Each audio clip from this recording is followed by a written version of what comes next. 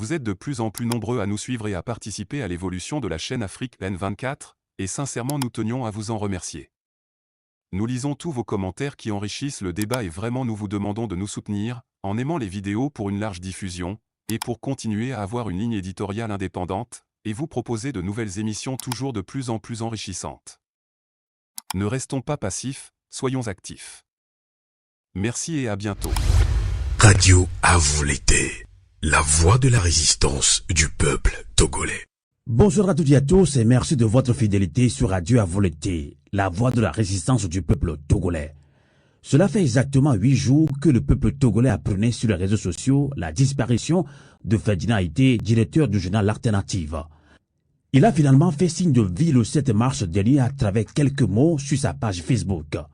Des rumeurs, des doutes persistent toujours sur comment le journaliste d'investigation a pu échapper de justesse aux forces de l'ordre qui l'ont activement cherché ces derniers jours.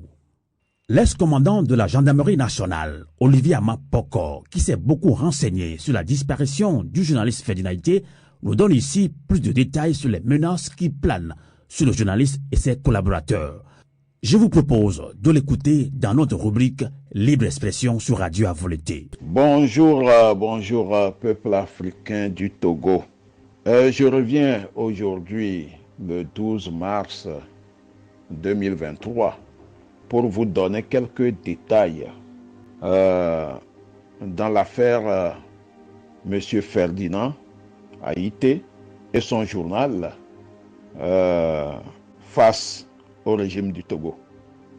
Je voudrais que tous les Togolais sachent que le monde journalistique fonctionne autrement, surtout le monde des journalistes d'investigation.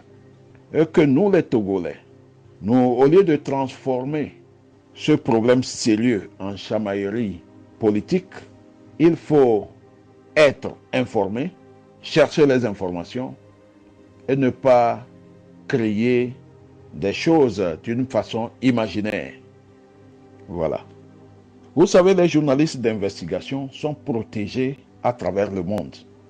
Ils ont des organisations puissantes, notamment le Frontline, le Reporters sans frontières et d'autres organisations, même en Afrique, qui protège les journalistes d'investigation.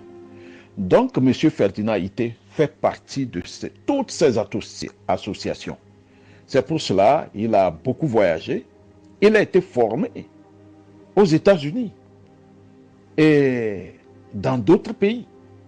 Donc, ce qui les distingue des autres journalistes, c'est que ces journalistes d'investigation ont reçu une formation bien déterminée et ils sont au courant, ou du moins, ils sont préparés à toute éventualité. Donc, M. Ferdinand Haïté, dans son passeport, il y a toujours un visa en validité, ou le visa Schengen, ou un visa américain ou canadien. Voilà. Donc, je voudrais revenir un peu sur les épisodes de sa traversée du désert. Vous savez, M. Ferdinand Haïté a programmé voyager sur la France le 6 mars à partir de Cotonou. Donc le 5 mars, il s'est préparé pour partir. Bizarrement, il a été arrêté à Neho, à Sambikondi. Après quelques interrogatoires, il a été bien encadré par des gendarmes armés jusqu'au SCRIC à Lomé. Il est resté là-bas jusqu'à 21h30. Après l'avoir interrogé, ils lui ont restitué son passeport. Et c'est les gendarmes qui l'ont conduit à la maison. Et sa maison a été prise en charge en matière de surveillance jusqu'au matin. Mais comme Ferdinand, c'est un journaliste d'investigation, il a eu des informations. Il a eu des informations que l'affaire qu'il a conduit entre-temps en prison en décembre 2021, que l'État togolais devrait ressusciter cette affaire pour le maintenir en prison, l'amener au jugement, le condamner jusqu'à 3 ans. Il n'est pas seul. Donc, je pense que la convocation pour la justice, c'est ce 15 mars. Donc, M. Ferdinand, étant au courant de tout cela, a pris des dispositions par rapport à sa formation, par rapport à ce qu'il a été, ce qu'il a appris en matière d'investigation. Il a anticipé. Ça, c'est un bon combattant. Il a anticipé sur l'événement qui devrait se produire contre lui. Donc, dimanche matin, dimanche le 6, vers 8 heures, ayant constaté que les gendarmes qui étaient à sa surveillance, ayant constaté que le nombre a diminué, il a profité de cela pour sortir. Et quand il est sorti, il a fait des trajets à pied dans la brousse de dimanche jusqu'à lundi. Et c'est en semaine qu'il a réussi à sortir du territoire. Nous mettons ces petits détails sur la place publique pour que vous ne soyez pas dans la confusion. Ce n'est pas une affaire banale. Cette affaire, c'est une affaire de vie ou de mort. Les Togolais doivent être informés que certains journalistes d'investigation, pas des moindres, ont disparu, ont été assassinés. Je donne l'exemple de Norbert Zongo. Jusqu'à aujourd'hui, l'affaire n'est pas terminée. Norbert Zongo au Burkina Faso. Tout dernièrement, un autre journaliste d'investigation a été assassiné au Rwanda. Il y a de cela 3 ou 4 mois. Mais les journalistes d'investigation, c'est des gens qui sont menacés d'une manière permanente par les régimes autoritaires. Le Togo, c'est un exemple. Mais tout le monde connaît la voix, cette voix au Togo, la voix de Ferdinand et ses collaborateurs. Donc, le dimanche matin, il y a eu une réunion au ministère de la Sécurité. Et au cours de cette réunion, il a été décidé qu'il soit arrêté et maintenu jusqu'au procès. Alors, le ministre de la Sécurité était même en colère que pourquoi le samedi-là, la gendarmerie ne l'avait pas gardé immédiatement. Donc, le dimanche 6 mars à 11h, vers 11h, les gendarmes sont arrivés à son domicile avec une convocation dans l'intention de l'embarquer immédiatement si on le trouvait à la maison. Malheureusement pour eux, ils ne l'ont pas trouvé. Ils ont déposé la convocation.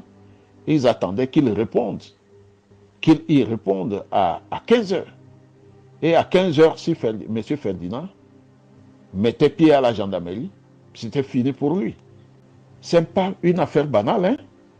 Nous connaissons le système au fond. Voilà. Donc, vous devez savoir que les organisations de protection de ces journalistes sont aussi promptes à réagir lorsque ces journalistes menacés arrivent à se mettre à l'abri, mais c'est les organisations qui font le reste. Si vous avez un visa en validité, ça se passe vite. Si vous n'avez pas de visa, on vous conduit dans d'autres pays où on est sûr que vous êtes à l'abri.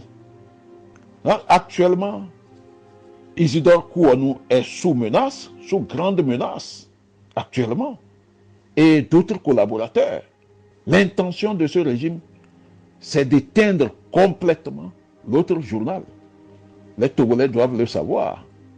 Ceux qui veulent banaliser cette affaire et puis transformer ça à une chamaillerie politique doivent arrêter ça. Ils doivent arrêter ça. Les journalistes d'investigation à travers le monde sont protégés. Si par malheur vous êtes assassiné, là, ils ne peuvent plus rien. Mais si vous êtes en vie, partout où vous êtes, ils vont chercher à vous protéger. C'est le cas de M. Ferdinand. Je vous remercie. C'était Olivier Ama. Radio à vous l'été. La voix de la résistance du peuple togolais. Vous êtes de plus en plus nombreux à nous suivre sur Afrique N24, et vraiment nous tenions à vous en remercier. Nous lisons tous vos commentaires qui enrichissent le débat et vraiment nous vous demandons de nous soutenir pour continuer à avoir cette ligne éditoriale indépendante, et vous proposer des émissions toujours de plus en plus enrichissantes. Merci et à bientôt. Likez la vidéo si ce n'est pas déjà fait. Laissez aussi votre point de vue en commentaire. Abonnez-vous et cliquez aussi sur la petite cloche de notification pour ne rien rater de nos prochaines vidéos. N'oubliez pas de partager aussi la vidéo et de la liker.